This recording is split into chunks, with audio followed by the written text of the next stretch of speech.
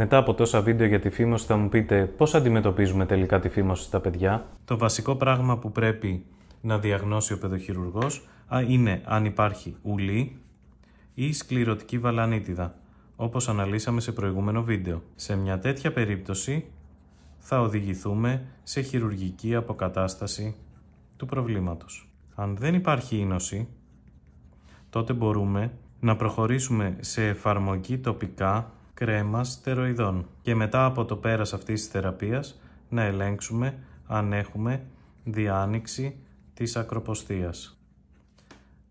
Αν όχι, τότε μάλλον θα οδηγηθούμε σε χειρουργική αποκατάσταση. Αν έχουμε αποτέλεσμα, τότε μαζί με λύση πιθανών βαλανοποστικών συμφύσεων έχουμε καταφέρει να αποκαλύπτεται η βάλανος με ευχέρεια, δηλαδή τη συντηρητική θεραπεία της φήμωσης στα παιδιά.